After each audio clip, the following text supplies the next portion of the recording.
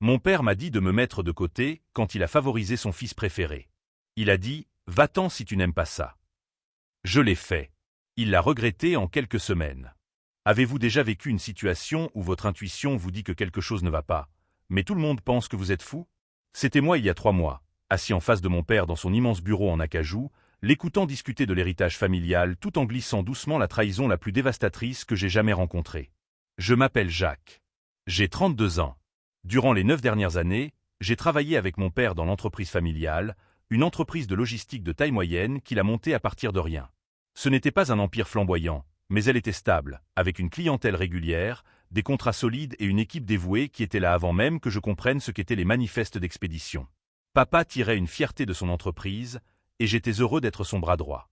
J'ai commencé par le bas, à charger physiquement des cartons, à faire des rondes de nuit dans des camions délabrés, et à répondre au téléphone à 2 heures du matin quand les chauffeurs manquaient leur point de contrôle.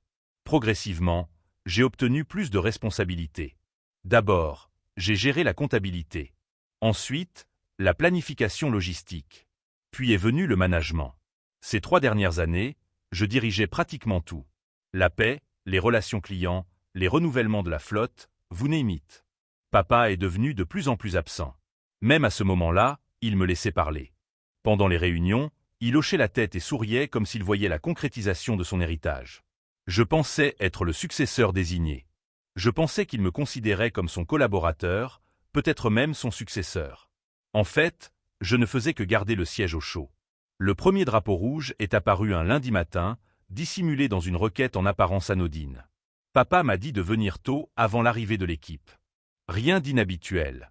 Nous faisions ça parfois, surtout en haute saison. Mais cette fois, son ton était différent, moins collaboratif, plus répété, comme s'il avait préparé ce qu'il allait dire. Je suis entré dans son bureau, un café à la main, et il était déjà assis, le dos droit, les doigts entrelacés sur le bureau.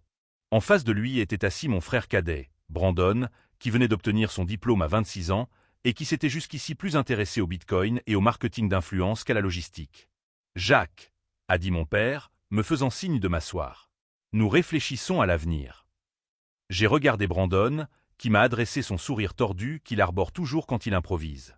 Le même sourire qu'il avait quand il avait oublié mon anniversaire l'année dernière et avait prétendu avoir programmé le SMS incorrectement.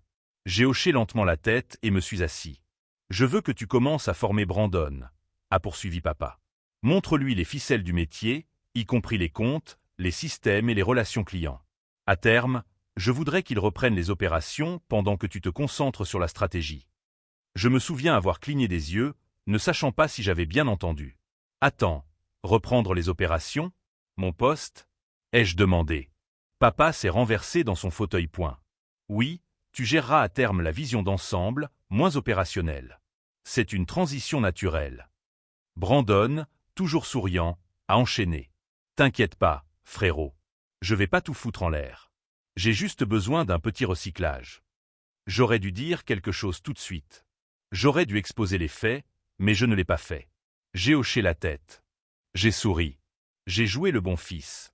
Puis je suis sorti de ce bureau, l'estomac noué. J'ai passé les jours suivants à essayer de comprendre. Peut-être avais-je mal compris. Peut-être que papa ne le pensait pas comme ça, mais plus j'essayais de justifier la situation, plus cela devenait clair. Ce n'était pas un plan commun. C'était une rétrogradation. On donnait ma fonction à Brandon sans me demander mon avis, et on me reléguait à un poste stratégique nébuleux, quoi que cela signifie. Pendant ce temps, Brandon se pavanait dans le bureau comme s'il en était le propriétaire, demandant aux stagiaires où nous gardions les boissons énergisantes et exhibant sa nouvelle montre comme si elle était essentielle à la gestion du fret. J'espérais que papa m'expliquerait, qu'il me prendrait à part et dirait « Hé, Jacques, tu restes le pilier ici. Ce n'est que temporaire. » Mais cette conversation n'a jamais eu lieu. Au lieu de cela, Brandon a eu un nouveau bureau. Ils ont repeint le mien sans me demander. Je l'ai découvert quand je suis entré et que j'ai failli trébucher sur une pile de cartons Amazon, contenant des chaises de jeu et des lumières LED. Ma plaque nominative avait disparu, tout simplement. J'aimerais pouvoir dire que c'est à ce moment-là que j'ai craqué. Que je suis entré dans la salle de conférence et renversé une table, mais je l'ai avalée. J'ai continué à faire tourner la boutique. J'arrivais tôt, restais tard, et répondais aux questions que Brandon ne savait même pas qu'il devait poser. Je faisais le travail parce que j'adorais cette entreprise. Peut-être que je ne savais pas qui j'étais sans elle. Le second coup fut personnel. Brandon a tenu exactement 8 jours avant de faire sa première grosse erreur. Il a résilié par inadvertance un contrat de longue date avec l'un de nos plus anciens clients, Shannon Freight Lines, une entreprise de camionnage familiale qui travaillait avec nous depuis le lycée. Ce n'était pas le plus gros client, mais il était fidèle. Shannon tenait bon chaque hiver quand d'autres entreprises annulaient leurs contrats à cause du mauvais temps. Il me faisait confiance. Nous avions des accords verbaux basés sur le respect mutuel. Brandon a perdu leur confiance après avoir optimisé leur itinéraire en utilisant un logiciel d'IA qu'il avait trouvé sur un marché SaaS, envoyant leur camion dans une zone de tempête. 2 camions sont sortis de la route. Un chauffeur a été hospitalisé avec une jambe fracturée. Shannon m'a appelé, franchement en colère. Quand j'ai essayé d'arranger les choses, j'ai découvert que Brandon leur avait déjà envoyé un email avec un gif absurde d'un type qui hausse les épaules, et s'était excusé avec les mots « on vit et on apprend ». Je me suis senti humilié. J'ai immédiatement appelé papa. Papa, c'est horrible. J'ai crié en arpentant le parking derrière le bâtiment. On pourrait perdre Shannon.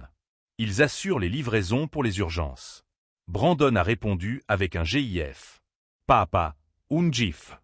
Il y eut une pause à l'autre bout du fil-point, puis papa a dit, il apprend. Laisse-lui du temps. JI Vrimentry. Tu m'aurais décapité si j'avais fait ça à 26 ans. Tu n'as pas 26 ans, a-t-il poursuivi, la voix devenue froide. Tu en as 32. Tu devrais être capable de gérer l'inexpérience de ton frère.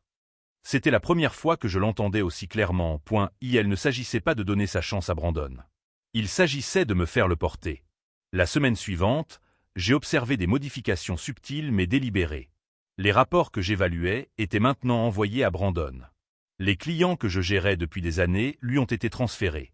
Mon accès aux emails a été restreint. C'était un problème, ont-ils dit, et j'ai été commodément exclu d'une téléconférence avec nos investisseurs. Je n'en ai rien su jusqu'à ce que je consulte l'emploi du temps de Brandon et que je vois l'intitulé de la réunion, mise à jour trimestrielle avec l'opérateur principal. Operator Principal. C'était mon titre. Un jour à déjeuner, j'ai abordé papa. Nous étions dans un petit restaurant grec près du bureau. C'était notre cantine habituelle. Nous y avions partagé des souvlaki et des private jokes pendant des années. Cette fois, il était tout en affaires. J'ai posé ma fourchette et j'ai dit « Je dois te demander quelque chose. Est-ce que je suis en train d'être écarté ?» Il n'a pas cligné des yeux, n'a même pas paru surpris. Pas écarté, juste repositionné. C'est du jargon d'entreprise. Tu veux dire écarté ? Jacques, ne sois pas théâtral. Tu fais toujours partie de la vision. Brandon apporte simplement un nouveau point de vue. Il est jeune, il connaît la technologie, et les investisseurs apprécient cela. Mais il ne connaît pas l'entreprise. Il ne la respecte pas. Il joue au bureau comme si c'était une tendance TikTok. Papa a expiré et s'est renversé sur sa chaise. Tu as eu ton temps. Peut-être qu'il est temps de se mettre de côté et de laisser quelqu'un d'autre tenter sa chance. Le mot « avait ». J'avais eu mon temps. Comme si j'étais une relique envoyée au musée. Pendant que Brandon frimait avec son piano néon et ses phrases motivationnelles accrochées à sa porte, j'ai quitté le déjeuner plus tôt. Cette nuit-là, je suis resté tard au bureau, seul. Les lumières éteintes, avec seulement le ronronnement du distributeur automatique, j'ai arpenté l'étage comme un fantôme, touchant les postes de travail, les tableaux blancs, les sièges de la salle de conférence, encore chaud des disputes de la journée et des remue-méninges alimentés au café. J'avais aidé à tout construire. Mes empreintes étaient partout. Maintenant, je me sentais comme un étranger dans ma propre maison. Le point de rupture est arrivé 3 jours plus tard. Quand je suis arrivé au bureau, j'ai vu mon véritable personnel, les gens que j'avais embauchés et formés, regroupés autour de Brandon dans la salle de pause. Ils distribuaient des cupcakes. Ils souriaient en annonçant « les cupcakes de la promotion ». Papa l'a officialisé. Je suis maintenant le directeur des opérations. J'ai cligné des yeux. Quand ils m'ont vu, la pièce est devenue silencieuse. Quelqu'un s'est même écarté, comme si j'étais entré dans la mauvaise réunion. Je fixais Brandon. Quoi ? Oh ouais. Il a souri comme si de rien n'était. Papa devait te le dire.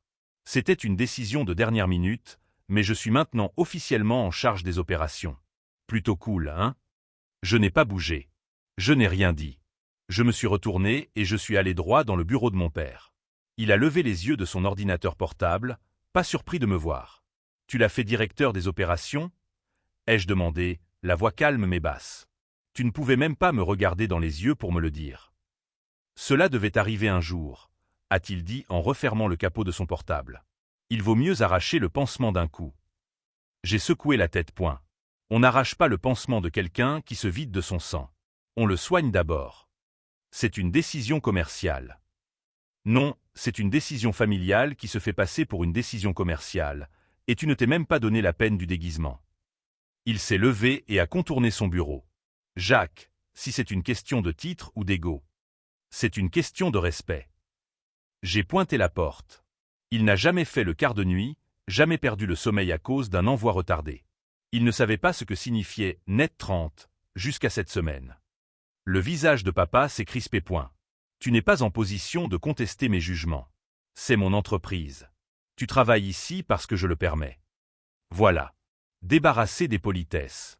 9 ans de travail, d'engagement et de sacrifice réduits à une permission et à une faveur. Alors laisse-moi arranger les choses, ai-je ajouté. Mon cœur battait la chamade, mais je n'ai pas hésité. Je démissionne. Il a levé un sourcil. Point. Tu es sérieux? Tu as dit que j'avais eu mon temps. Très bien. Profite de l'avenir. Et je suis parti. Pas de sortie dramatique, pas de porte claquée, juste le silence. En sortant, l'air amer m'a avalé. Je n'ai pas dormi de la nuit.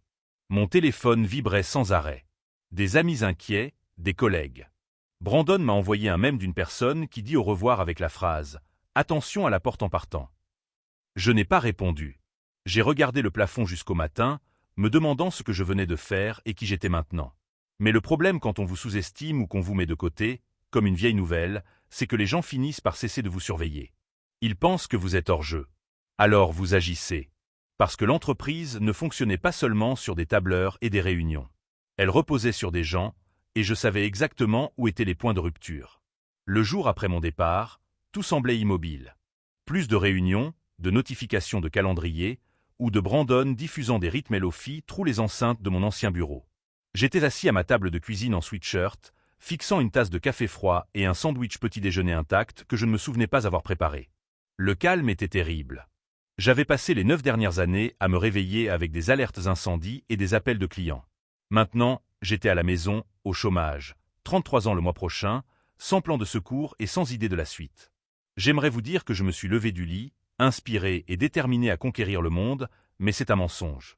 Pour être honnête, j'ai un peu dérivé. La première semaine a été un tourbillon de Netflix, de plats à emporter et d'appels ignorés de personnes à qui je n'étais pas prêt à parler. Mon appartement, qui n'avait servi auparavant que de pause entre des journées de 12 heures, a commencé à ressembler à une prison. Je me sentais agité, furieux et perdu.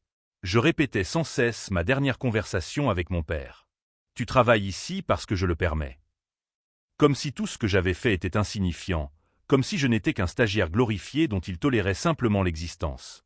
Le plus dur n'était même pas la trahison. C'était la crise d'identité. Pendant des années, j'étais l'entreprise.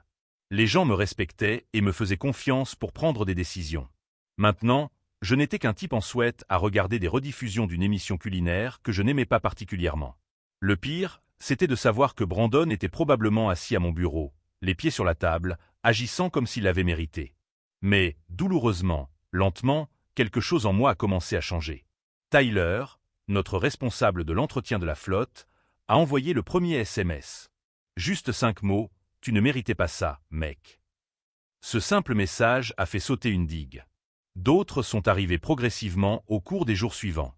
Sophia de la comptabilité, Olivia du service client, et même 2 de nos jeunes dispatchers ont tous dit la même chose. L'entreprise se sentait différente immédiatement. Les choses devenaient bâclées. Brandon avait commencé à externaliser des tâches simples qu'il ne comprenait pas.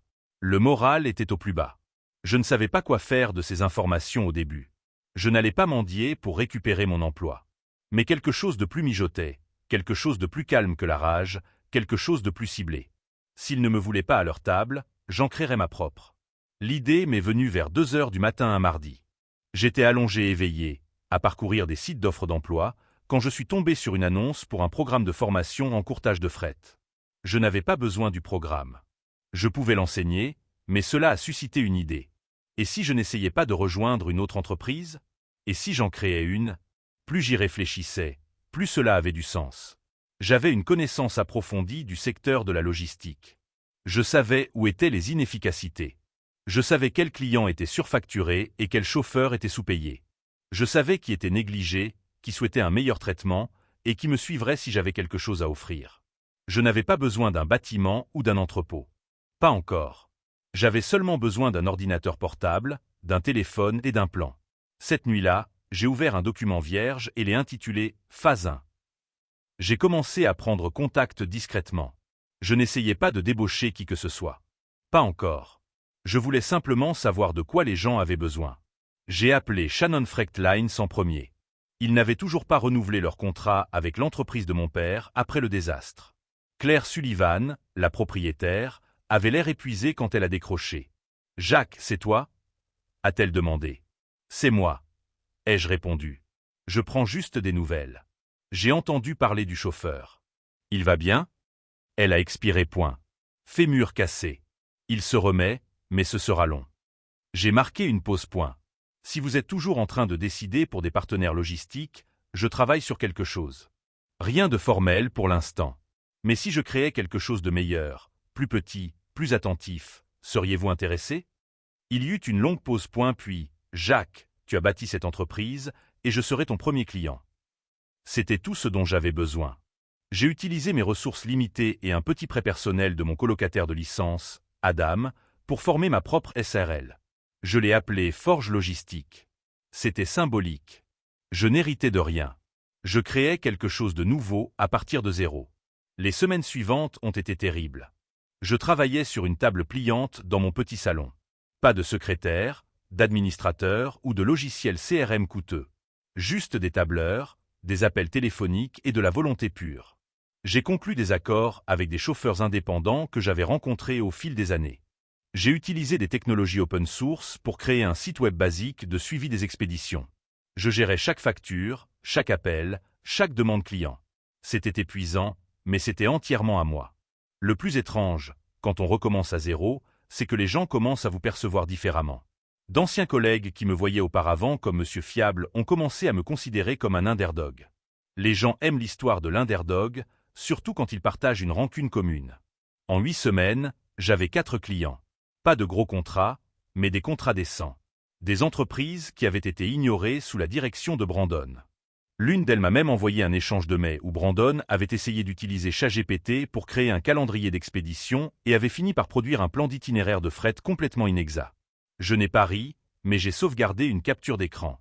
Cependant, tout n'était pas victoire. J'ai fait des erreurs. Un jour, j'ai oublié de planifier un suivi avec un client et j'ai failli perdre l'affaire.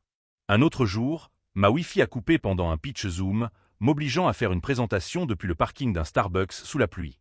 J'ai appris à la dure que diriger sa propre entreprise impliquait d'assumer l'entière responsabilité de chaque triomphe et de chaque échec. Mais c'était la différence aujourd'hui. C'était à moi. Je n'étais pas un remplaçant pour un Golden Boy accro à Instagram. J'étais la personne dans l'arène. Puis vint le jour où j'ai vu Brandon en public pour la première fois depuis mon départ. Je sortais d'un magasin de fournitures après avoir acheté des cartouches d'encre pour mon imprimante quand je l'ai vu de l'autre côté du parking monter dans sa nouvelle Audi. Il ne m'a pas vu. Ou peut-être que si, mais cela ne l'a pas intéressé. Mais quelque chose dans la façon dont il a ajusté ses lunettes de soleil chic avant de démarrer le moteur m'a irrité. Il pensait toujours avoir gagné. J'aurais pu m'éloigner, mais je ne l'ai pas fait. Au lieu de cela, je suis retourné dans ma voiture. J'ai sorti mon carnet et j'ai commencé à dresser une liste, non pas de personnes, mais de systèmes, de défauts, de fournisseurs que l'entreprise de mon père avait maltraités. Des clients qui avaient fui et des chauffeurs qui avaient été lésés. Je n'allais pas les saboter. Ce n'était pas l'idée. Le but était de les surpasser au travail et de leur survivre. Parce que pendant que Brandon était occupé à peaufiner sa page LinkedIn et à frimer dans des salons professionnels, j'étais dans les tranchées, je reconstruisais à partir de zéro. Et chaque contrat que je signais, chaque email que j'écrivais, et chaque kilomètre parcouru par l'un de mes chauffeurs partenaires me rapprochait de quoi? D'un jour que je ne m'étais pas encore permis d'envisager. Brandon découvrirait éventuellement que le respect ne s'hérite pas. Que la loyauté n'est pas automatique, qu'on ne peut pas simuler le leadership avec des fêtes à cupcakes et des titres de poste non mérités, et qu'essayer de remplacer quelqu'un qui a construit le système sans savoir comment il fonctionne est voué à l'échec. Au bout de 3 mois, Forge Logistique ne faisait pas que survivre, elle prospérait. J'avais 8 clients réguliers, 2 assistants virtuels à temps partiel et un groupe soudé de chauffeurs indépendants qui aimaient travailler avec moi. Nous n'étions pas Tapac sans grave-l'œil. Nous n'avions pas de néon ou de stylo à logo corporate, mais nous étions rapides, fiables et honnêtes. Pas de planification générée par IA, pas de même maladroit, pas de cadre stupide assistant à des réunions de synergie pendant que les camions restaient à l'arrêt. J'avais des systèmes. J'avais de la discipline. Et surtout, j'avais la confiance. Et c'est là que j'ai commencé à penser grand. Il ne s'agissait pas seulement d'échelle. Il s'agissait de revanche. Je ne l'avais pas préparé. Pas au début. Vraiment pas. Pendant les 2 premiers mois après mon départ, j'étais trop occupé à lancer Forge. J'étais en mode survie, essayant de me prouver que partir n'était pas fou. Mais le succès a une façon étrange de clarifier votre vision. Et comme le tumulte s'est apaisé, tout ce que je pouvais voir, c'étaient les fissures qui apparaissaient dans l'empire que j'avais autrefois servi. Cela a commencé par des murmures, de vagues rumeurs de mes anciens collègues qui donnaient encore de leurs nouvelles de temps en temps. Brandon prenait des raccourcis, externalisait trop. Il avait embauché un community manager avant de mettre à jour l'ancien système de suivi des expéditions. Un des chauffeurs m'a dit qu'il avait dû payer de sa poche une note d'essence parce que l'équipe de Brandon n'avait pas la paperasse en règle. Mais la véritable opportunité est arrivée 3 semaines plus tard. Je déjeunais avec Sophia, une légende de la comptabilité, aussi tranchante qu'un scalpel et l'une des rares personnes de l'ancienne entreprise en qui j'avais encore confiance. Nous étions restés en contact. Elle n'avait pas choisi de camp quand j'étais parti, mais elle n'avait pas eu peur de remettre Brandon à sa place, un chiot essayant de gérer une ferme. Nous nous sommes rencontrés dans un petit restaurant de ramen à mi-chemin entre son bureau et mon appartement. Elle semblait fatiguée et tendue d'une manière que je ne lui avais jamais vue. « Les choses vont mal », a-t-elle dit, me laissant à peine m'asseoir. Et je veux dire, mal. Très mal. J'ai levé un sourcil point. Pire que la catastrophe de Shannon Frecht Lines? Elle n'a pas ri point, cela m'a inquiété. Ils ont perdu 2 gros contrats la semaine dernière. L'un d'eux était Bearwood Construction. Brandon leur a promis une modernisation de la flotte qu'ils ne pouvaient pas fournir. Et devine quoi? Ils ont tout retiré. Sortie totale. Bearwood, ai-je dit, stupéfait. C'est 30% des revenus du T2. Sophia a estimé qu'en incluant les importations de fournitures, le chiffre approchait 40%. Tu sais qui Brandon a blâmé? Je n'ai pas répondu, J savait déjà. Moi, a-t-elle dit carrément. Il a dit que j'avais surestimé l'enveloppe financière pour le renouvellement de l'équipement. Peu importe que je l'aie averti 3 fois par écrit. Il a envoyé les emails à papa, mais a supprimé les mises en garde. Je l'ai regardé point. Il a modifié tes emails. Elle a hoché la tête point. Et ton père l'a cru. Du moins, il a fait semblant. C'est à ce moment-là que quelque chose a cliqué. Ils n'étaient pas seulement dépassés. Ils étaient désespérés. Cette nuit-là, je suis resté assis à mon bureau pendant des heures, le téléphone face contre table, fixant un tableur, pas financier. Une liste de personnes, de tendances et de points de pression. Il était temps d'arrêter de survivre. Il était temps de frapper, mais pas bêtement ou passionnément. Si je devais abattre l'empire qui m'avait rejeté, je devais être intelligent et chirurgical. Alors, j'ai commencé à poser les bases. La première étape, l'information. J'avais déjà un réseau fiable. D'anciens clients, d'anciens collègues, et même des fournisseurs en avaient marre de l'énergie d'influenceur de Brandon, comme l'avait dit un fournisseur. Mais j'avais besoin de plus que des plaintes. J'avais besoin de levier. Alors j'ai contacté Marco. Marco était l'administrateur système en chef de l'entreprise depuis plus de 10 ans. Le type discret qui portait généralement le même sweatshirt gris. Il était aussi gravement sous-payé et presque invisible pour la nouvelle direction. Je l'avais toujours traité avec respect, lui offrant un café pendant les pannes de serveur. J'étais resté avec lui pendant les longues mises à niveau de sécurité nocturne. Nous n'étions pas proches, mais il y avait de la confiance. Je l'ai rencontré dans un bar mal éclairé un jeudi soir. Le genre d'endroit où la musique est trop basse et les boissons trop fortes. « J'ai entendu que tu faisais ta propre chose maintenant », a-t-il dit en sirotant un whisky sec. « C'est vrai, ai-je dit. Et j'ai entendu que tu devais gérer les pépins tech de Brandon. » Marco a ricané point. Le type pensait que le HTML était une forme de stockage en cloud. Nous avons ri point, puis je me suis penché. « J'ai besoin d'aide, ai-je dit. Je ne te demande rien d'illégal, mais si tu tombes sur des vulnérabilités dans le système, ou des sauvegardes de documents supprimés, ou je ne sais pas, des journaux d'audit interne du dernier trimestre. » Il a penché la tête point. « Hypothétiquement. » « Exactement, ai-je dit. Hypothétiquement. » Il n'a pas dit oui point, mais 3 jours plus tard, j'ai reçu un fichier zip sécurisé dans ma boîte mail nommé « Note-bas déjeuner ». À l'intérieur, des chaînes de mails exportées, des verrous de transaction, des communications clients, des erreurs étouffées, des promesses faites mais non tenues, et même un enregistrement audio. Brandon criant après quelqu'un au téléphone, traitant un client de « boomer » avec un cerveau de camionneur, parce qu'il osait contester son modernisme. Je n'en avais encore rien fait. Ce n'était pas le but. Le but était le contrôle. L'étape suivante, les clients. J'ai commencé à avoir des cafés discrets, des dîners, des conversations dans des parkings. Pas de pression, pas de pitch. Faites-moi savoir si jamais vous avez besoin de quelque chose de différent. Certains étaient curieux. Quelques-uns connaissaient déjà Forge. Mais ce dont j'avais besoin, c'était un point de bascule qui est venu d'une source inattendue, une femme nommée Nathalie Haynes. Nathalie était la responsable des achats pour une chaîne d'approvisionnement agricole de taille moyenne avec laquelle j'avais travaillé auparavant. Elle était franche, agressive et résistante aux conneries corporates. Nous avions eu un désaccord une fois sur un envoi en retard, mais nous l'avions résolu correctement, ce qu'elle avait apprécié. Elle m'a appelé à l'improviste. « J'ai entendu que tu n'étais pas mort », a-t-elle dit. « Pas encore », ai-je dit. « J'essaie de le rester. »« J'ai un problème », a-t-elle ajouté. « Ton frère m'a promis un délai de traitement de 3 jours pour des fournitures de nourriture pour animaux. Cela en a pris 6. Puis il a eu l'audace de suggérer que nous ajustions nos attentes parce qu'il changeait le paradigme. Qu'est-ce que ça veut dire ? Ça veut dire qu'il se noie, ai-je expliqué. Et il fait semblant que c'est de la performance artistique. Elle a ri point puis, sans hésiter, mêle-moi tes tarifs. Si tu peux garantir la livraison en 5 jours ou moins, tu as notre affaire. C'était la faille dont j'avais besoin. J'ai mis tout ce que j'avais pour la satisfaire, assurant chaque livraison, envoyant des checks INS réguliers et des mises à jour personnalisées. Nathalie a été impressionnée et avait des amis. En 3 semaines, 3 de ses relations dans le secteur ont appelé. Toutes racontaient des histoires similaires. Tout le monde avait soif de mieux. Le bruit a commencé à circuler. Brandon n'a pas remarqué au début. Il était trop occupé à poster des citations motivationnelles sur LinkedIn concernant la renaissance des cendres et à organiser des tournois de ping-pong d'entreprise. Mais papa a remarqué. Je le sais parce qu'il m'a appelé à l'improviste. « Jacques », a-t-il dit, en pesant ses mots. « J'entends que tu travailles avec certains de nos clients. » « Ce ne sont pas tes clients, ai-je expliqué calmement. Ce sont des clients. Ils vont là où est le service. Il y eut une pause point. Tu comprends que ce n'est pas un jeu. Tu brûles des ponts. Non, ai-je répondu.